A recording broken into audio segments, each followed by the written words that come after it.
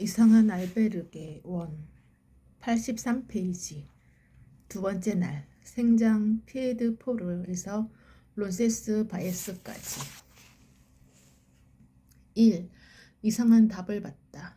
나는 복도에서 울리는 분주한 발걸음 소리에 잠이 깼다. 어제의 피곤함으로 몸이 물먹은 솜처럼 묵직했다. 세수하고 주섬주섬 짐을 챙겨 체크아웃하러 데스크로 갔다. 어제 저녁에는 없던 안내판이 세워져 있었다.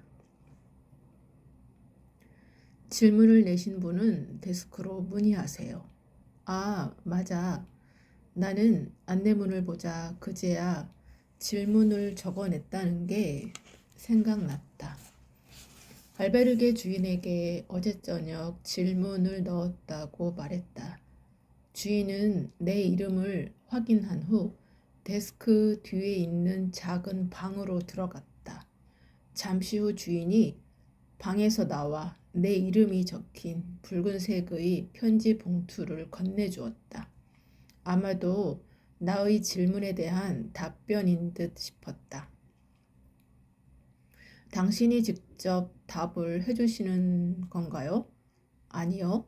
저는 그냥 전달만 할 뿐이에요. 나는 묘하게 두근거렸다.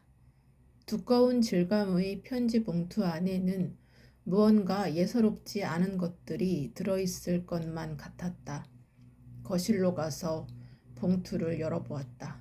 그 안에는 어제 저녁에 적은 종이 카드와 답변지가 함께 들어있었다. 생각보다 긴 답변이 정성스럽게 적혀 있는 것을 보고 나는 무척이나 놀랐다. 포춘 쿠키처럼 짧은 답변일 거라고 짐작하고 있었는데 그게 아니었다. What is your question? 순례길 첫날 일행과 함께 피레네를 지나가다 알베르게의 중요한 물건을 깜빡 두고 온 걸 알게 되었습니다. 그래서 그것을 가지러 갔다가 돌아오는 길에 그만 길을 잃고 말았습니다. 날은 춥고 눈마저 내려서 자칫하면 죽을 뻔한 고비를 넘겼습니다. 저는 알베르게에 두고 온 물건을 다시 찾으러 가지 말았어야 했을까요? 답변을 열어본 나는 예상치 못한 첫 마디에 깜짝 놀랐다. Answer. 철저하게 준비했다고 뜻대로 되던가요? 길을 잃기 전 찝찝함이나 이상한 기분이 들지는 않았나요? 그때 당신은 어떻게 했나요? 잠시 멈추어서 무엇이 잘못되었는지 살펴보았나요? 아니면 그 느낌을 무시했나요? 만약 무시하고 지나쳤다면 분명 덜컥하고 더 큰 불안감을 느꼈을 것입니다. 이처럼 하느님은 어느 날 갑자기 당신을 어렵게 만들지 않습니다. 찝찝한 기분이 들 때 하느님은 한 번의 신호를 준 것이고 그 신호를 무시한다면 다시 덜컥하는 순간이 옵니다. 그리고 그 신호를 무시하면 정말 크게 철렁하는 순간이 옵니다. 그것이 하느님의 시그널입니다. 그래서 우리는 처음 시그널을 느꼈을 때 일단은 멈추어야 합니다. 그런 뒤 잠시 자신을 돌아보아야 합니다. 그때 하느님은 당신에게 다시 방향을 알려줄 것입니다. 죽을 뻔한 고비를 넘겼다고 했죠. 죽을 뻔한 것은 다행이 아니라 하느님이 보내는 최후의 경고입니다. 앞에서 준 3번의 시그널에도 자신을 돌아보지 않고 무언가 점검하지 않으면서 계속 간다면 최후의 경고로 죽음 직전의 상황으로 이끕니다. 그것은 하느님이 당신을 미워하는 것이 아니라 그 길이 아니라고 알려주는 것입니다. 또한 무슨 일이든 급하게 하면 항상 문제가 생기기 마련입니다. 급하다는 생각이 인간의 감각을 무디게 해서 하느님이 보내는 시그널을 잘 감지하지 못하도록 만들기 때문이죠.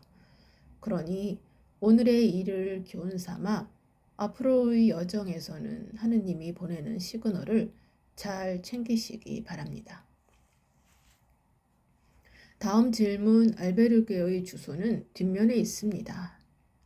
답변지를 다 읽어본 나는 누군가에게 비밀을 들킨 것 같아서 속이 뜨끔했다. 어떻게 알았지? 내가 덜컥했던 순간을. 게다가 하느님이 시그널을 준다는 건 태어나서 처음 들어보는 말이었다. 돌이켜보니 첫 번째 작은 불안감이 느껴졌던 갈림길에서도 몇 시간째 화살표를 보지 못한 것을 알고 두 번째 불안감이 올라왔을 때도 세 번째 눈보라 속에서 예전 트라우마가 떠오르며 두려움에 떨었을 때도 매번 가면 안 된다는 직감은 왔었다. 하지만 나는 그걸 무시하고 그때까지 걸어온 것이 아까워서 되돌아가지 못했고 나중에는 그렇게라도 하지 않으면 산에서 조난을 당할 것 같았기에 계속 앞으로 나아갈 수밖에 없었다. 나로서는 선택의 여지가 없었다. 아니, 있었을지도 모르지만 그때는 없다고 생각했다. 그래서 불안했지만 나아갈 수밖에 없었다. 그런데 그게 하느님의 시그널이었다니 참으로 놀라운 답변이었다. 그렇다면 그 순간 나타난 지프차도 하느님의 안배였을까? 그때는 길 위에서 방향을 분간할 수가 없어 내 직감만 믿고 걷고 있었는데 지프차가 와서 나를 구해주었던 것도 하느님의 뜻이었을까? 지프차 기사에게 엄청난 호통을 듣기는 했지만 만약 그가 아니었다면 어떤 위험한 상황을 겪었을지도 모르는 일이었다. 아무리 그래도 그렇지 하느님은 좀 더 친절하면 안 되나? 그렇게 시그널만 주고 세세히 알려주지 않으면 그걸 어떻게 안다고. 나는 딱히 신을 믿는 건 아니었지만 이런 얄미운 방식에 하느님에게 조금의 원망이 올라왔다. 툴툴거리며 답변을 읽다 보니 잊고 있었던 과거의 일들이 떠오르기 시작했다. 예전에도 이런 불안감을 느꼈던 순간들이 있었다. 그때마다 이러한 불안감을 마주하기가 조금은 두려웠다. 게다가 이상한 느낌에 휘둘리고 싶지 않아 그 불안감을 애써 외면했다. 그리고 그 결과는 항상 좋지 않았다. 아버지가 투자한다고 하셨을 때도 마찬가지였다. 나의 의지로 와튼 스쿨을 그만두고 뉴욕 필름 스쿨에 다닐 때였다. 어느 날 아버지로부터 연락이 왔다. 그 당시 나는 아버지의 이야기를 자세히 듣지 않아 잘 기억이 나지는 않았지만 아버지는 친환경 사업 쪽으로 진출해 보라는 제안을 받았다고 하셨다. 그러면서 아버지가 하시던 제조업은 앞으로의 시장성으로 보았을 때 인건비와 환경 문제 등으로 점점 더 어려워질 것을 염려하고 계셨다. 그래서 아버지는 그에 대한 나의 의견을 물어보셨다. 그런데 친환경 사업은 내가 잘 아는 분야도 아니었고 왠지 여기에 의견을 내면 꼼짝없이 아버지의 사업에 묶일 것 같았다. 그래서 나는 조금 퉁명스럽게 답했다. 아버지 뜻대로 하십시오. 저는 영화쟁이라 사업은 잘 모르겠습니다. 전화를 끊고 나자 불안감이 살짝 올라왔다. 아버지에게는 잘 모르겠다고 했지만 그중 친환경 사업에 대한 바람이 불며 사기꾼들도 덩달아 기승을 부린다는 한국 기사를 종종 보았기 때문이었다. 그 이후로 새 사업이 진행될 때마다 한 번씩 아버지가 전화로 알려주셨고, 그때마다 내가 느끼는 불안감도 조금씩 커졌다. 하지만 기사에서 보았던 내용을 이야기하면 아버지가 불안해 하실 수도 있고, 또 괜히 잘 알지도 못하는 아버지 사업에 내가 입을 대어 초를 치는 게 될 수도 있다고 생각했다. 그래서 몇 번이나 고민했지만 결국은 아버지께 말씀을 드리지 못했다. 그리고 한편으로는 사업 이야기를 꺼내는 아버지의 전화를 받을 때마다 내가 영화를 접고 아버지의 사업을 이어받기를 바라는 마음이 느껴져 매우 부담스러웠다. 그러던 어느 날 나는 갑자기 가슴이 덜컹 하는 느낌이 들었다. 하지만 한참 졸업 작품을 준비하고 있을 때라 대수롭지 않게 넘겼다. 졸업식이 끝난 다음 날 한국에서 전화가 왔다. 여보세요? 오빠, 나 수경이 우리 이제 어떻게 하지?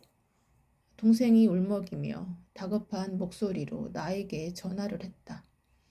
나는 동생을 진정시키며 무슨 일인지를 물었다. 수경아, 진정해. 무슨 일인데 그래? 아버지가 쓰러지셨어. 뭐? 아버지 사업에 큰일이 났나 봐. 무슨 일인지 자세히는 모르겠어. 그런데 최 실장님도 사라지고 빨리 한국으로 들어와, 오빠. 나는 전화기 너머로 들려오는 동생의 말에 정신이 아득해졌다. 아버지가 쓰러지셨다고? 항상 건강할 줄만 알았던 아버지가 쓰러지셨다니. 게다가 사업에도 문제가 생겼다니. 설마 그 친환경 사업과 관련된 건 아니겠지? 대체 이게 무슨 일이지? 머릿속을 휘감아 오는 여러 가지 좋지 않은 상상들을 애써 뿌리치며 급히 짐을 챙겨 한국행 비행기에 몸을 실었다. 14시간이라는 비행시간이 마치 14년 같이 느껴졌다. 한국에 돌아와 보니 동생이 말한 것보다 상황은 훨씬 더 심각했다. 아버지는 중환자실에 누워 계셨고 회사는 부도가 나 있었다. 아버지가 진행하시던 친환경 사업은 사기꾼들의 작업이었다. 아버지는 부족한 자금을 마련하기 위해 무리하게 대출을 했고 사기꾼들은 그 돈까지 들고 튀었다. 결국 아버지는 돌아오는 어음을 막지 못했고 그 충격으로 쓰러지셨다.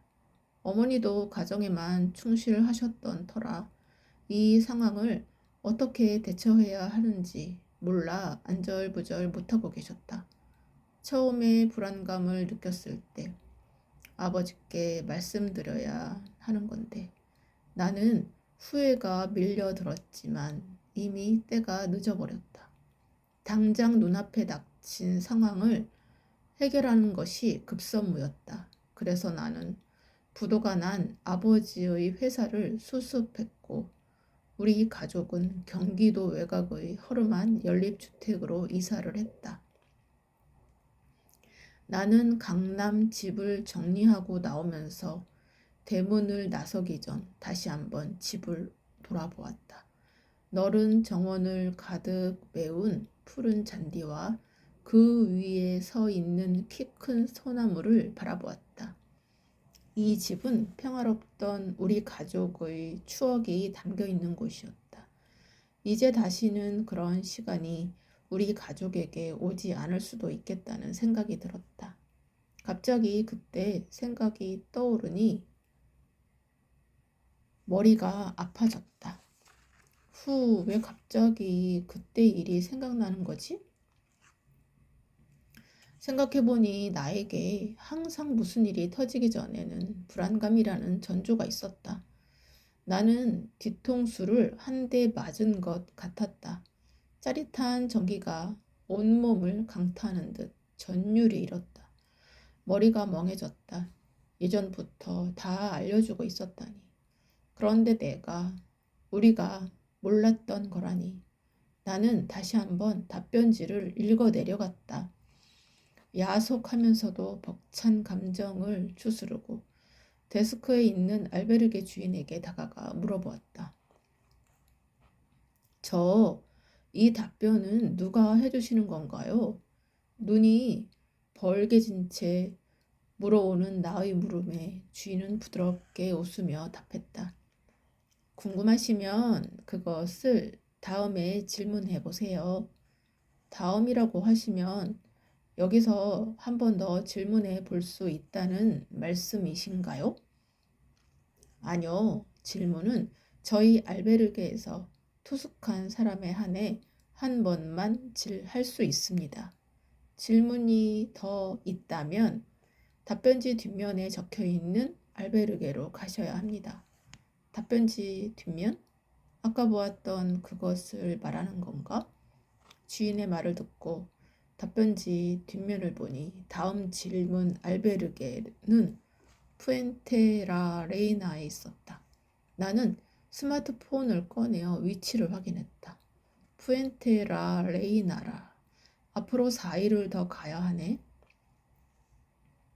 4일이나 더 가야 한다고 생각하니 갑갑해졌다. 하지만 규칙이 그렇다고 하니 별 수 없었다. 나는 답변지를 스마트폰으로 찍은 후 가방 안에 넣었다.